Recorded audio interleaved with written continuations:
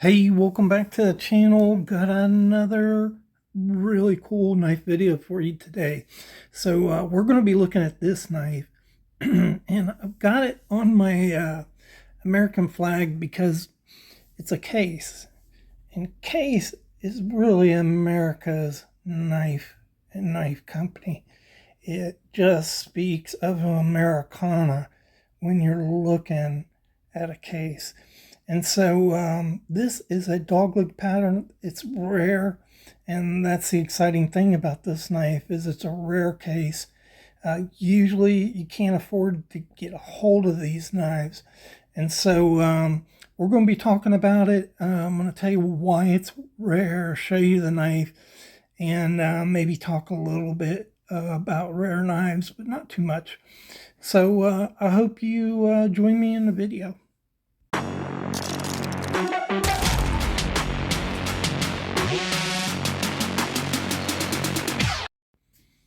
Hey, welcome back to the Fortified Castle. Hi to all my viewers.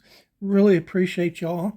And let me just shout out these content providers that went to the Ellaville Knife Show, and they're coming back and putting these videos up. It's great, isn't it? It's just cool to look at all that different stuff, look at the knives, and really appreciate you guys out there for sharing your content with all of us. And I started off today feeling like crap. And, it's like that some days. And so, it was so bad. I really would have rather have not been alive. And you can tell my voice is still kind of quivery, but it's, I guess about 12 o'clock. Yeah, 12 o'clock here. And I'm feeling good enough to make a video. I've sat on this knife for a couple weeks now and wanted to share it with you guys because it is rare and it's really cool. That's a genuine rough. Man, jeez, I just lost it. It's rough black, which is Case's gum buddy. They used it for a long time, but kind of phased it out in the 50s. That's when this knife would date to. So let's get into the knife. So this is a 3 5/8 inch dog leg. And a dog leg is a serpentine design. You can see that right there. And in fact, if you were to put a serpentine Stockman up to it, let me do this. It's the same pattern. So that same serpentine design is on this knife right here. The difference is you have this wide end right here, which they make, the wider the end is, the better it tucks into your hand and the better the feel of the knife. And so that's the deal on dog legs. And if you look at this upside down, it looks like a dog leg. That's where they get it right there. If you turn it upside down, it looks like a dog leg. So let's talk about the specifics. So overall, it is 3 5/8 inches. So that's the size of your Model 18. Same size knives. And it has this nice rough black. Look at that texture on there. That jigging is really cool. And you have brass pins, nickel silver liners. Is this brass pins? They're nickel silver pins. Look a little brass in the right light. It's reflecting the light up above. So nickel silver pins, nickel silver brass. That's really nice to have in a knife. And of course, nickel silver bolsters. This is a 2-bladed jackknife. And so we'll bring out that blade. Right away, you'll notice this is kind of an uncharacteristic blade shape for a case knife, but not really for a case knife, but a new one. And so this is an older case knife. It dates to the 50s. You can see the case XX here. The pull, the snap, the walk and talk on this is all perfect. This is a great knife. And you see right there the beautiful transitions that Case used to have on their knives. And blade geometry is pretty good on this knife. Look at the choil. A lot of choil left there. It tells you there's a lot. The blade is probably close to 100% on this knife. Some patina, some scratches. How to clean this knife up. And there's a pattern number. So that's 62028. So yeah, you might be familiar with that pattern number.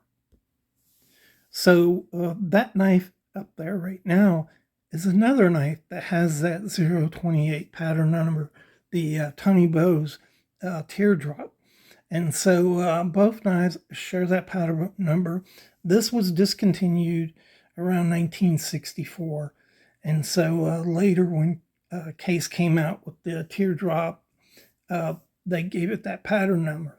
That said, that teardrop is an old pattern and was a 62028 back when it in the 20s when it came out, and this was too. So sometimes Case's pattern numbers are just kind of perplexing, but I got a good deal on this, and I'm going to talk about why it's rare. So Case did make other dogleg patterns, and so I explained what a dogleg pattern is. It's a serpentine design just like a Stockman, but it's a little wider here on the end. Here's another one. I did a video on doglegs, and you can look that up. But that's why I bought this, because it's hard to find these doglegs like this. So this is rare. Why isn't this rare? And so it's a dogleg pattern. So why do you consider one rare and one not? Well, this is still in production, so it can't be rare. And there's probably hundreds of thousands of these 48 patterns, but we don't call them doglegs. And so some people will, and properly so, because they are a dogleg pattern. But most people will call this a skinny trapper, a light trapper, or a farmer's knife. And so that's why we don't consider it rare. It's just not. Here's another one.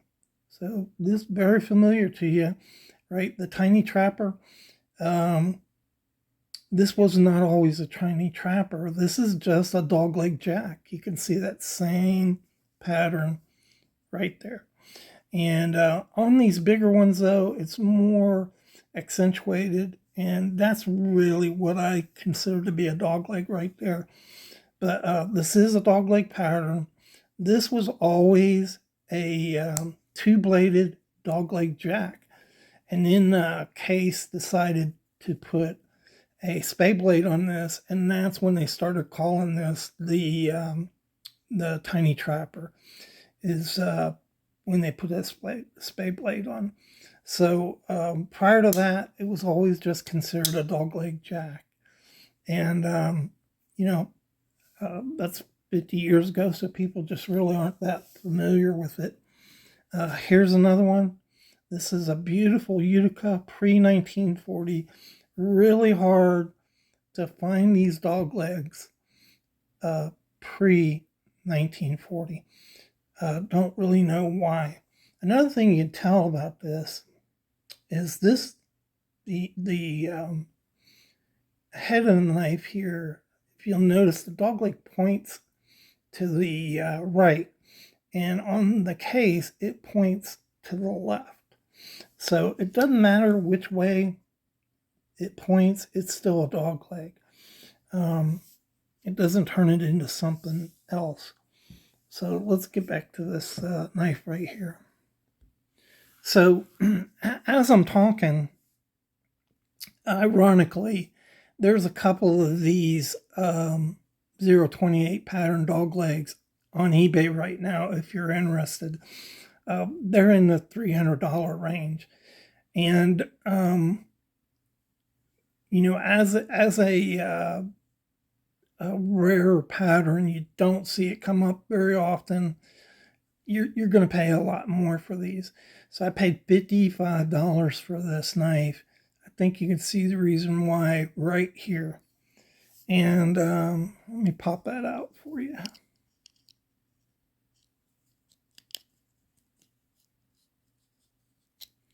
So I don't always do this, right? It's kind of rare when I buy a knife with a broken blade on it.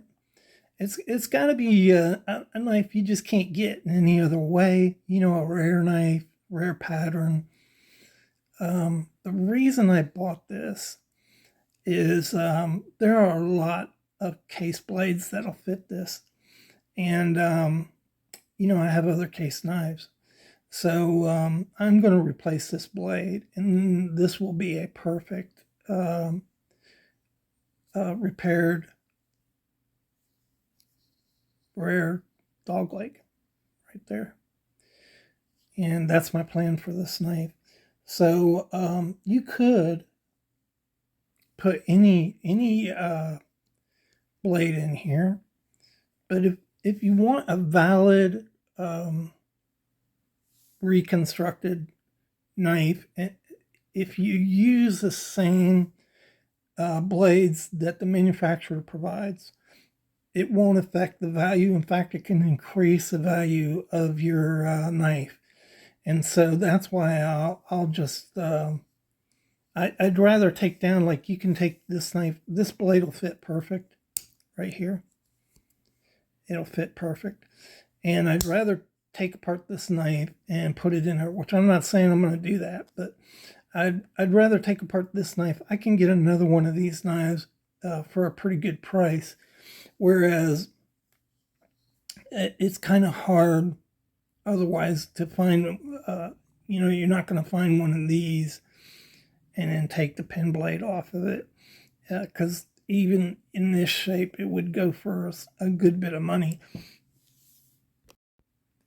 So I want to just show you, I'm about to wrap this up. Before I do, I wanted to show you, you can't just use any blade because the back spring of this knife is cut to fit this blade. So you have to have a knife that has this dimension. When you look at the slip joint, this is the end of the slip joint up here in the beginning. And so you want to have a knife that has the same size right here. And I've already looked through my case knives, and most of them will not fit this knife. Now you could still put it in there. It's not going to fit right. You could get into making some alterations. Like if you had a longer slip joint, you could just grind that down to meet this right here, and it would work okay. But I want it to be the same type and design as this so that it works flawlessly when I put it in. But that's just a little bit of what you want to look for, when you're putting these, switching blades out and putting them into another blade, if you want it to work and look really well. And another thing you want to look at is the thickness, the stock of the blade itself. It doesn't look like it because this has been in a little, but when you look at it on the end, this stock is the same as this stock right here. Same measurement in this trough as it is right here. And so this is a perfect blade to put into this knife. And that's one of the things you got to look for. So I hope you enjoyed that look. Just so excited to get a knife like this, even when it's broken. But you know what? It's going to take me maybe half a day to put a blade into this. That's an easy price to pay to save me $250, $275. And so just an option for you guys to think about when you're looking at knives. It is fairly easy to replace these blades. I probably need to do a video telling you how to do it. There's a way. These things are under tension, and so that could be a problem. There's a way to overcome that. And so Yeah, I'll do one of those coming up. But anyhow, I hope you enjoyed the video and look at so cool of a knife. And I'll see you in the next video.